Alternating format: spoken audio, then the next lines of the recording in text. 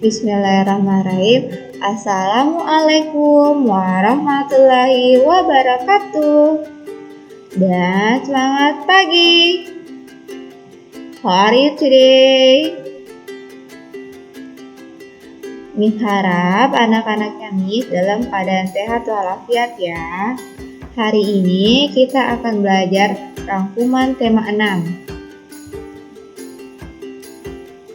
Seperti biasa, sebelum kita masuk materi, mari kita berdoa sesuai dengan kepercayaan dan keyakinan masing-masing. Let's pray together. Bismillahirrahmanirrahim. Rabbi zidni ilman warzuqni fahman. Ya Allah, tambahkanlah ilmuku dan berilah aku pemahaman yang baik. Amin. Nah, seperti yang sudah sebutkan tadi, kita akan belajar rangkuman tema 6, yaitu lingkungan yang bersih, sehat, dan asri. Muatan pelajaran kita ada 4 ya, yaitu Bahasa Indonesia, PPKN, SBDP, dan juga Matematika. Yang pertama untuk muatan Bahasa Indonesia. Mengenal ungkapan petunjuk. Ungkapan petunjuk digunakan untuk memberitahu cara melakukan sesuatu. Ada beberapa ciri-ciri ungkapan petunjuk ya. Yang pertama, disusun secara urut. Yang kedua, menggunakan kalimat perintah halus. Yang ketiga, bahasanya jelas dan mudah dipahami.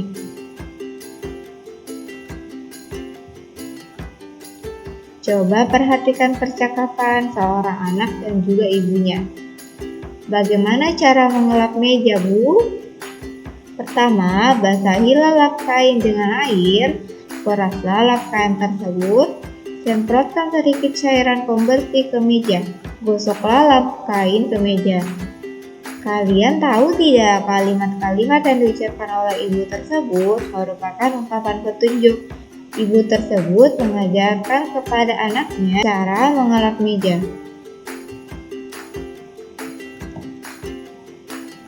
Menyusun kata menjadi ungkapan petunjuk. Coba diperhatikan dulu ya, langkah-langkah menyusun kata. Yang pertama, bacalah kata satu persatu. Yang kedua, carilah kata perintahnya. Yang ketiga, susun kata-kata selanjutnya menjadi kalimat yang benar. Keempat, bacalah kembali susunan kata yang telah kamu buat.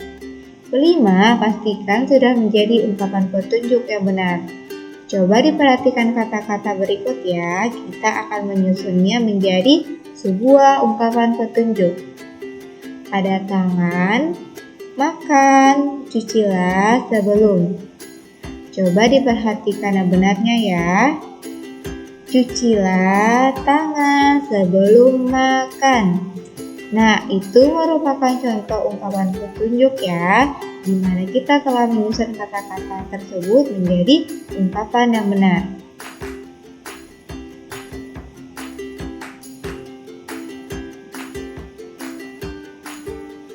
Menanggapi ungkapan petunjuk dalam percakapan.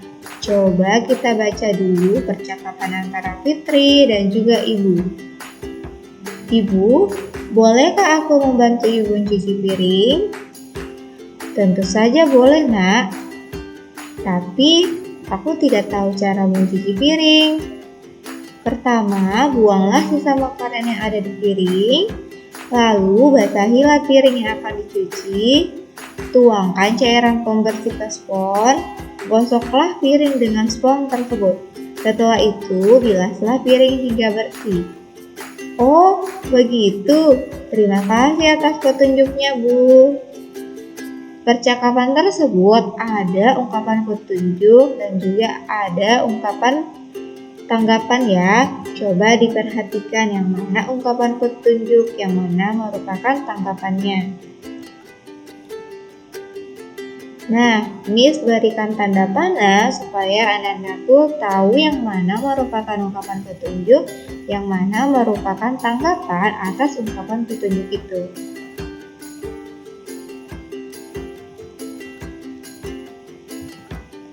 Menyusun gambar berisi ungkapan petunjuk. Gambar acak dapat disusun menjadi sebuah petunjuk melakukan sesuatu. Susunlah gambar terlebih dahulu menjadi urutan yang benar. Buatlah ungkapan petunjuk yang sesuai untuk setiap gambar. Buatlah cerita yang urut dan padu.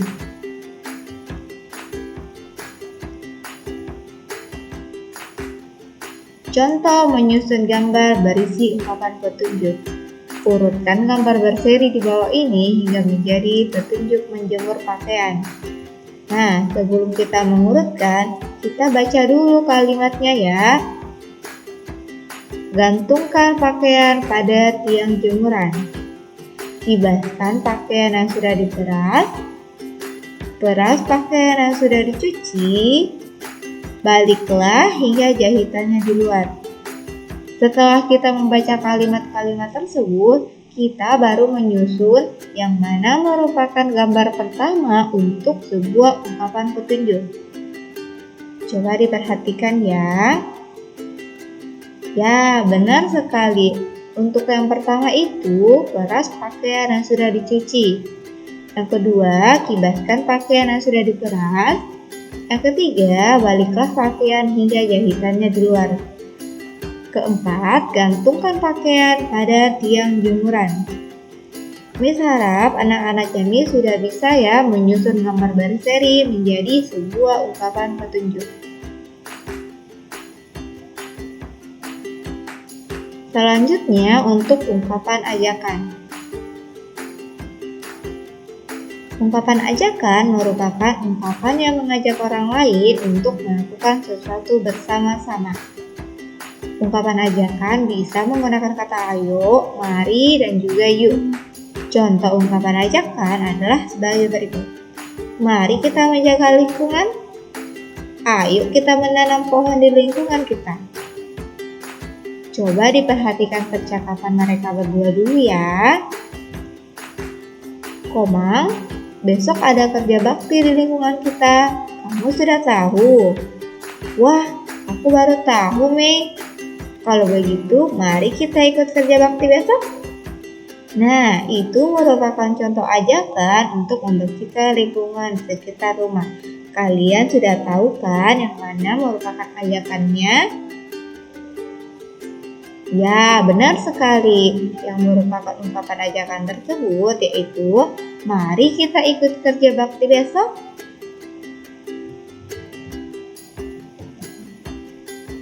Ketika seseorang mengajak kita, sebaiknya kita menanggapinya dengan sopan santun ya. Ungkapan tanggapan adalah ungkapan yang digunakan untuk menanggapi atau memberi pendapat tentang sesuatu. Kita akan menanggapi sebuah ungkapan ajakan. Mari membaca percakapan antara Fitri dan juga Komang. Komang, ayo kita bermain di taman dekat rumah. Aku tidak ingin main di sana, Fit. Menurutku, taman tersebut kurang bersih. Banyak sampah berserakan di sana. Kamu benar, Komang. Kalau begitu, ayo kita ajak teman-teman untuk membersihkan sampah di sana. Anandaku tahu tidak yang mana merupakan ungkapan ajakan dan juga yang mana merupakan tanggapan dari ungkapan ajakan itu sendiri. Ya, benar sekali ya. Yang merupakan ungkapan ajakan di situ yaitu, ayo kita bermain di taman dekat rumah. Sedangkan tanggapannya yaitu, aku tidak ingin di sana, Fit. Menurutku, taman tersebut kurang bersih. Banyak sampah berserakan di sana. Benar ya? Nah, selain ungkapan ajakan yang pertama tadi, ada lagi ungkapan ajakannya yaitu, ayo kita ajak teman-teman untuk membersihkan sampah di sana. Ingat ya, ungkapan tanggapan dapat berupa tanggapan yang mendukung atau setuju, serta tanggapan yang tidak mendukung atau tidak setuju. Ungkapan perintah. Mengenal ungkapan perintah. Ungkapan perintah berisi permintaan seseorang untuk melakukan sesuatu. Ungkapan perintah biasanya ditulis dengan nada seru. Coba diperhatikan percakapannya dulu ya. Mei, tolong bantu membuang sampah ya. Baiklah Fitri, mari aku bantu agar cepat selesai. Yang mana di situ merupakan ungkapan perintah? Benar sekali ya, yang merupakan ungkapan perintah yaitu Mei, tolong bantu membuang sampah ya. Ada juga contoh lain ungkapan perintah berdasarkan percakapan guru dan juga Jonas. Mari kita membacanya bersama. Jonas, apakah hari ini jadwal piketmu? Iya Bu. Kalau begitu, tolong bersihkan papan tulis ya. Setelah itu, bagikanlah hasil ulangan ini kepada temanmu. Baik Bu, saya akan membersihkan papan tulis. Nah, Anandaku tahu yang mana merupakan ungkapan perintahnya? Benar sekali, ungkapan perintahnya yaitu, kalau begitu, tolong bersihkan papan tulis ya. Setelah itu, bagikanlah hasil ulangan ini kepada temanmu. Sampai di sini Anandaku sudah tahu membedakan yang mana merupakan ungkapan perintah, yang mana yang bukan. Miss harap Anandaku sudah tahu ya. Nah, selanjutnya tanggapan dari perintah itu sendiri. Baik Bu, saya akan membersihkan papan tulis sekarang. Wah, posternya bagus sekali ya. Poster adalah karya seni yang berisi gambar dan ajakan. Hal-hal yang perlu diperhatikan saat membuat poster adalah sebagai berikut. Gunakan gambar sesuai tema, tentukan pesan yang akan disampaikan, buat pesan dalam kalimat yang singkat, jelas, dan menarik. Tulis dengan huruf-huruf yang jelas, warnai gambar dengan warna yang menarik. Kalian perhatikan tidak poster yang ada di sampingnya. Cintai bumimu, jaga lingkungan sekolahmu. Nah, posternya di situ cantik ya, sesuai dengan temanya. Pesannya singkat dan juga jelas, serta hurufnya jelas dan juga diwarnai serta diberikan gambar yang menarik. Ciri-ciri ungkapan perintah ada beberapa cirinya yaitu ungkapan perintah biasanya diakhiri dengan tanda seru. Selanjutnya, ungkapan perintah dapat ditulis dengan akhiran la. Serta ungkapan perintah juga dapat dimulai dengan kata tolong agar terdengar lebih santun. Ungkapan pemberitahuan. Ungkapan pemberitahuan berisi sebuah pemberitahuan. Penulisan pemberitahuan diakhiri dengan tanda titik. Ungkapan pemberitahuan ditulis dengan singkat. Bahasa yang digunakan jelas dan juga sederhana. Ingat ya, ungkapan pemberitahuan itu berisikan sebuah pemberitahuan. Menggunakan ungkapan pemberitahuan dalam percakapan. Coba diperhatikan percakapannya ya. Mei, Made. Mari kita membacanya bersama. Made, kenapa kamu tidak ikut bermain sepeda bersama kami di hari Minggu? Maaf Mei, aku tidak bisa ikut kalian. Warga sekitar rumahku sedang kerja bakti. Kami membersihkan solokan-solokan agar tidak terkenang oleh sampah. Wah, tentu kamu senang sekali bisa ikut serta menjaga kebersihan lingkungan. Tentu saja Mei, kerja bakti diadakan sebulan sekali. Kita juga bisa ikut membantu. Nah, berdasarkan percakapan Mei dan juga Made, kalian tahu tidak yang mana merupakan ungkapan pemberitahuannya? Ingat ya, ungkapan pemberitahuan itu diakhiri dengan tanda titik.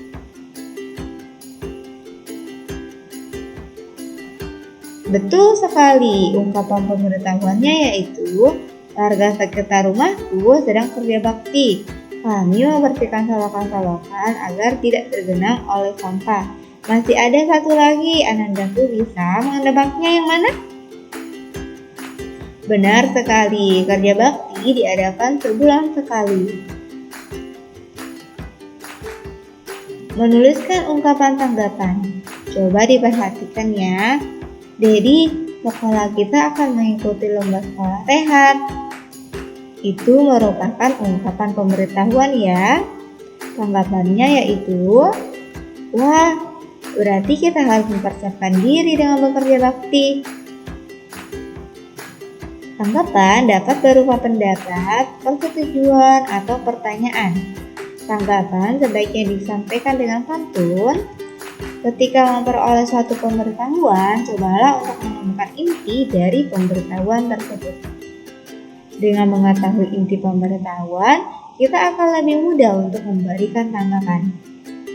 Ingat ya, kalau ada yang memberikan pemberitahuan kepada kita harus menemukan dulu inti dari pemberitahuan itu sendiri. Kemudian kita memberikan tanggapan.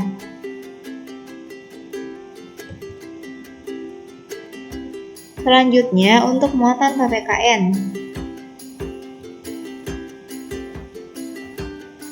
Mengenal aturan menjaga kebersihan rumah. Menjaga kebersihan rumah merupakan kewajiban semua anggota keluarga, dan aturan tersebut harus dipatuhi. Contoh aturan menjaga kebersihan rumah. Coba diperhatikan gambar dan juga kalimatnya ya. Membuang sampah pada tempatnya. Merapikan dan membersihkan tempat tidur. Meletakkan sepatu di tempatnya. Ini merupakan beberapa contoh aturan dalam menjaga kebersihan rumah. Masih banyak ya selain yang Miss munculkan ini. Mematuhi aturan di rumah. Salah satu aturan yang harus dipatuhi adalah menjaga kebersihan rumah. Jika tidak dipatuhi, rumah akan kotor. Rumah yang kotor akan menjadi sarang penyakit. Rumah yang kotor membuat kita tidak nyaman. Maka dari itu, kita tetap harus menjaga kebersihan lingkungan rumah kita ya nak. Contoh perilaku menjaga kebersihan di rumah. Merapikan tempat tidur, menyapu lantai, merapikan mainan. Selanjutnya, bekerja sama menjaga kebersihan lingkungan. Kerjasama adalah kegiatan yang dilakukan bersama untuk mencapai tujuan yang sama.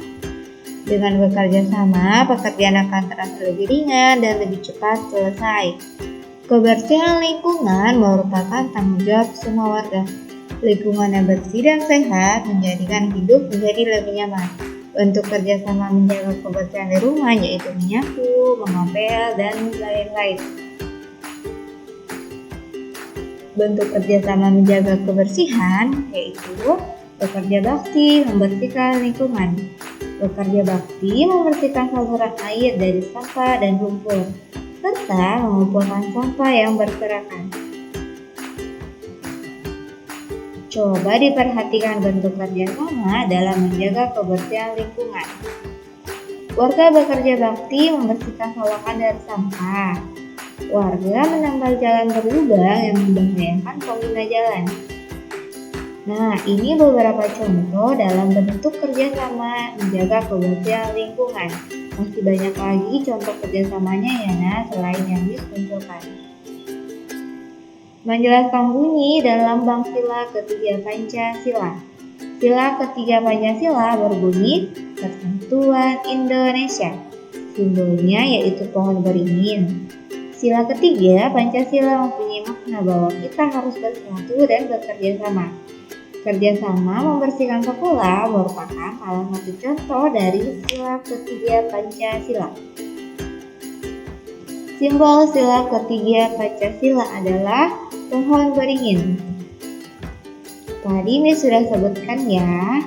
Nah, pohon beringin itu memiliki daun yang kecil dan akar yang kokoh. Daun pohon beringin bersatu menyerupai bentuk atap rumah. Pohon beringin biasa digunakan untuk berteduh. Pohon beringin menjadi simbol persatuan. Pohon beringin melambangkan bahwa rakyat bersatu di bawah naungan negara Indonesia. Oleh karena itu, kita harus saling menghargai dan juga bekerja sama ya. Aturan menjaga kebersihan. Aturan adalah hal yang harus dilakukan. Misalnya, aturan di lingkungan masyarakat. Aturan tersebut harus dipatuhi oleh seluruh warga. Aturan di lingkungan masyarakat dibuat agar hidup menjadi nyaman dan juga teratur. Anandaku bedakan ya yang mana aturan di lingkungan masyarakat dan juga aturan yang berlaku di rumah kalian. Aturan menjaga kebersihan di rumah yaitu merapikan mainan, merapikan kamar, menyapu, mengepel, dan lain-lain. Contoh aturan menjaga kebersihan di lingkungan masyarakat. Misalnya, kerja bakti membersihkan lingkungan secara rutin, membuang sampah pada tempatnya, membersihkan selokan dari sampah. Nah, ini merupakan beberapa contoh aturan dalam menjaga kebersihan di lingkungan masyarakat. Masih ada lagi ya, selain yang disebutkan tadi, menjaga kebersihan lingkungan adalah bagian dari hidup tertib sesuai dengan aturan. Dengan ikut menjaga kebersihan lingkungan, berarti kita telah mematuhi peraturan. Menuliskan aturan menjaga kebersihan di lingkungan sekolah. Sarana umum yang ada di sekolah antara lain toilet, perpustakaan, taman, dan juga lapangan. Aturan menjaga kebersihan di lingkungan sekolah yaitu membersihkan kelas, membuang sampah di tempat sampah, menyimpan buku di rak buku setelah digunakan, serta menyiram toilet setelah digunakan. Anak-anaknya nih sampai di sini masih bingung yang mana merupakan contoh aturan menjaga lingkungan di sekolah, di rumah, dan juga di lingkungan masyarakat atau tidak? Miss harap anak-anaknya Miss sudah bisa ya membedakan aturan-aturan tersebut. Aturan untuk menjaga kebersihan sarana umum di sekolah harus dipatuhi semua warga sekolah. Selanjutnya untuk muatan SPDP, mengenal bunyi kuat dan lemah. Setiap benda yang bergetar menghasilkan bunyi. Bunyi dapat dibedakan menjadi dua, yaitu kuat dan juga lemah. Contoh bunyi kuat adalah halilintar, sedangkan contoh bunyi lemah yaitu bunyi orang yang berbisik. Untuk membedakan jenis bunyi dapat menggunakan tepukan tangan. Tepukan kuat untuk bunyi yang kuat, tepukan lemah untuk bunyi yang lemah. Ada beberapa contoh alat musik ritmis dalam membedakan bunyi kuat dan lemah. Alat musik ritmis adalah alat musik yang tidak dapat membunyikan nada-nada. Alat musik ritmis hanya dimainkan sebagai pengiring irama atau pengatur tempo lagu. Contohnya, drum, maracas, tamborin, dan juga seajal. Menirukan gerakan sehari-hari dan memadukannya menjadi sebuah tarian. Anggota tubuh dapat melakukan berbagai gerakan, seperti menggerakkan kaki untuk berjalan, berlari, menendang, dan juga melompat. Menggerakkan tangan untuk makan, menulis, menyisir rambut, menyapu, dan mengolah meja. Gerakan-gerakan tersebut dapat dijadikan sebuah gerak tari yang indah. Menari merupakan kegiatan menggerakkan anggota tubuh sesuai irama. Coba diperhatikan ya, ada mengayunkan tangan, melambaikan tangan, menepuk tangan, menghentakkan kaki, menekuk lutut, serta menggelengkan kepala ke kiri dan ke kanan. Nah, ini merupakan contoh-contoh sebuah gerakan yang bisa menjadi sebuah tarian. Kalian sudah menarikannya ya. Ada menyapu, membuang sampah, memungut sampah, memetik, dan juga menyiram tanaman. Nah, anak-anaknya ini masih ingat gerakannya tidak? Harap kalian masih ingatnya ya. Karya seni dari bahan lunak.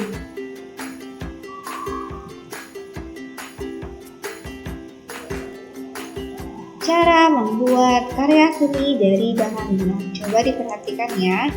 Membuat topeng dari tanah liat.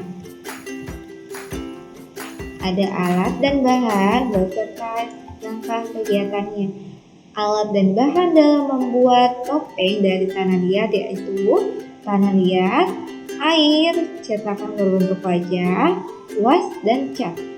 Langkah kegiatannya yaitu letakkan tanah liat ke dalam cetakan, lalu padatkan dan ratakan. Keluarkan tanah liat dari cetakan, lakukan dengan hati-hati.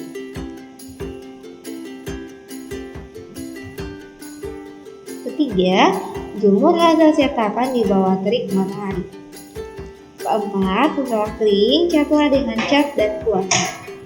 Kelima, keringkan dan tunggu hingga topengmu sudah jadi. Nah, ini contoh hasil topeng yang sudah jadi ya.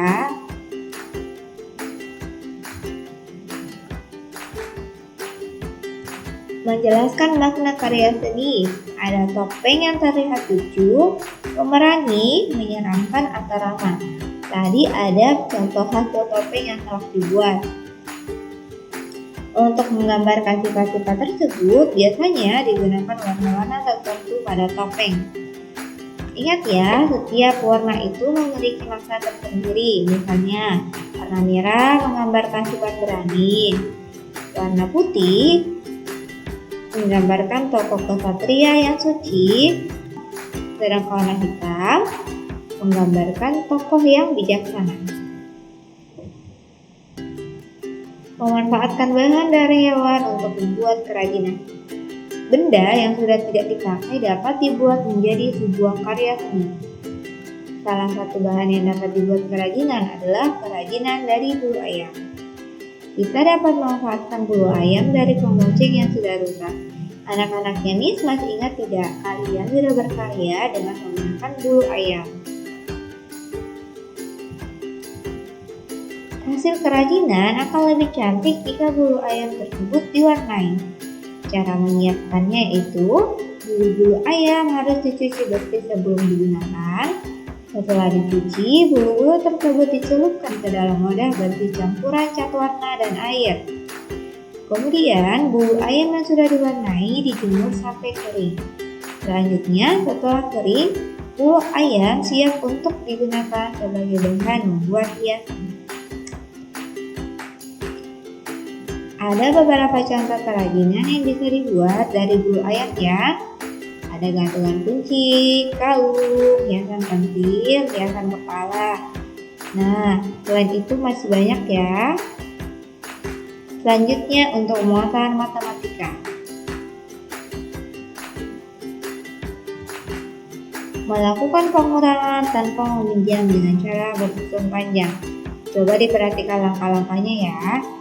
Pertama, uraikan setiap bilangan menurut nilai tempatnya. Kurangi bilangan pada setiap nilai tempat, jumlahkan kembali hasilnya untuk mendapatkan hasil akhir. Ada contoh 36 dikurang 15.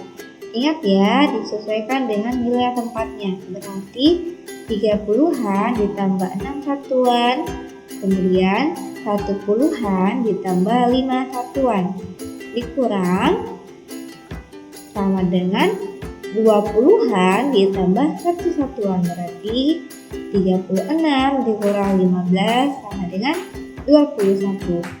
Ini merupakan contoh balok yang bisa mempermudah kalian dalam menghitungnya ya.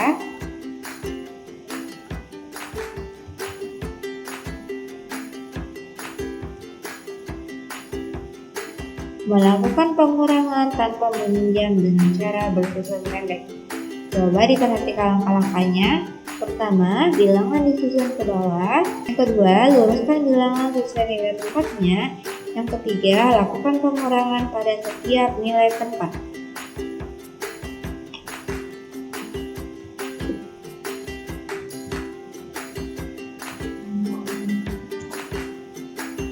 Nah, ada contoh 36 dikurang 22. Tadi sudah diperhatikan langkah-langkahnya.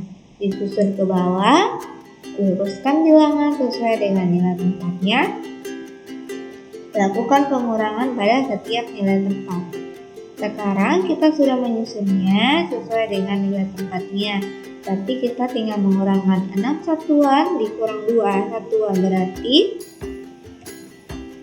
benar sekali 4 ya. kemudian 30-an dikurang 20-an sama dengan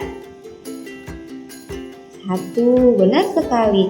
Berarti 36 dikurang 22 itu sama dengan 14. Nah, ada contoh lain nih. Sekarang 35 dikurang 24. Anak-anaknya Miss bisa tidak mengurangkannya? Ingat ya nak, cara-caranya itu disusun dulu ke bawah, luruskan bilangan sesuai nilai tempatnya, kemudian lakukan pengurangan pada setiap nilai tempat. Berarti 5 dikurang 4 sama dengan 1, 3 dikurang 2 sama dengan 1. Berarti 35 dikurang 24 sama dengan 11. Benar sekali ya.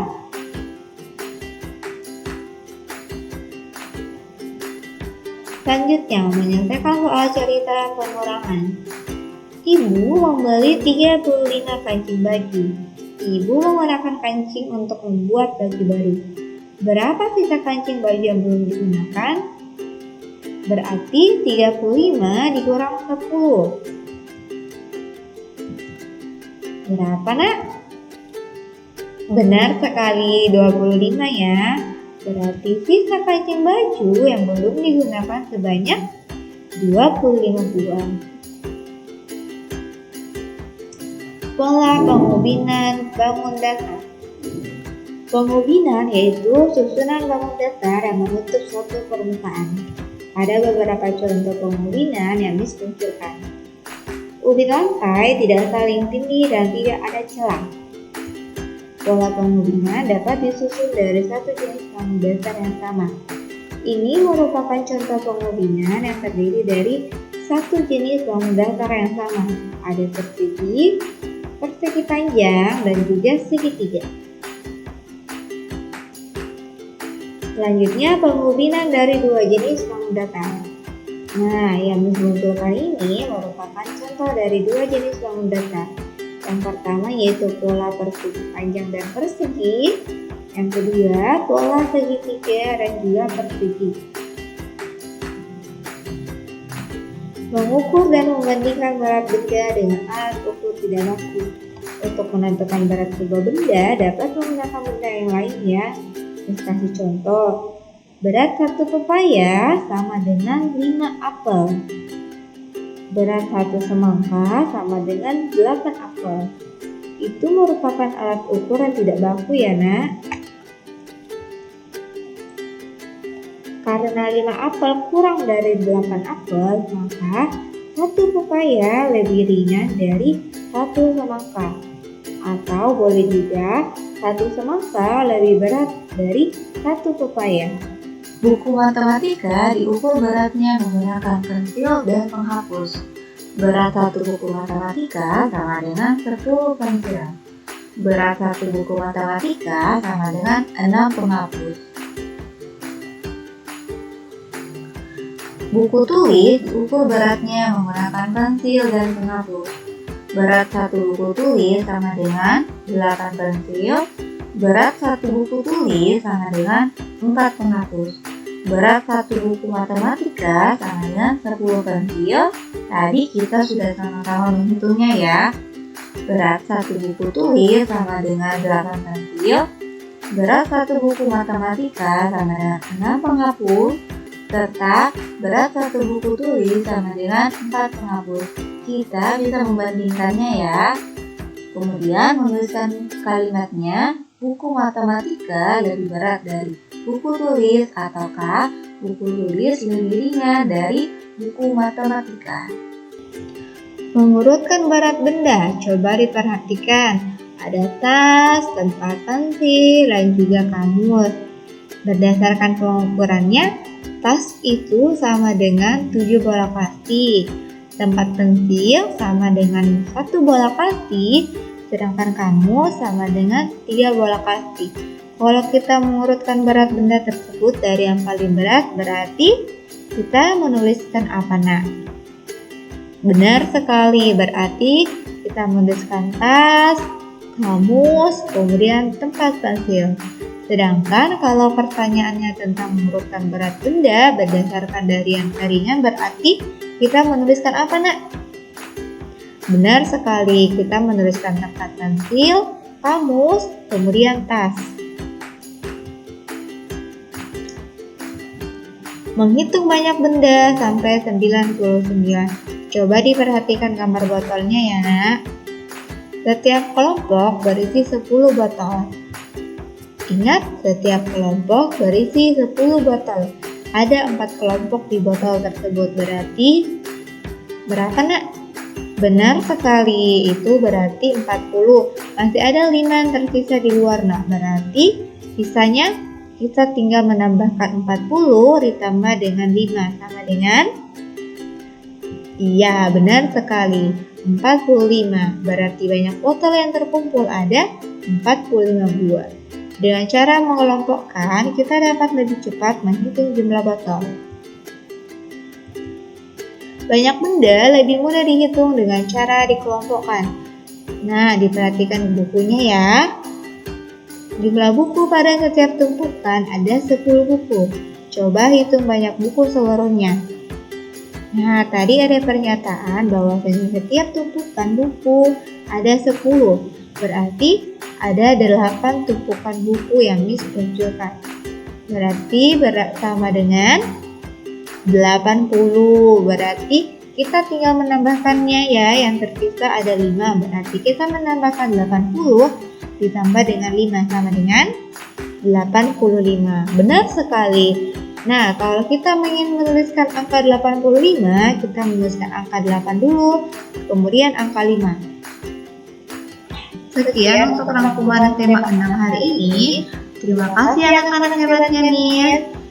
Tetap semangat belajar di rumah ya, Nak, dan juga tetap semangat karena hari Senin nanti kalian sudah masuk ke penilaian tengah semester. Stay safe, stay healthy, stay at home. Miss akhiri, wabillahi taufiq hidayah. Wassalamualaikum warahmatullahi wabarakatuh.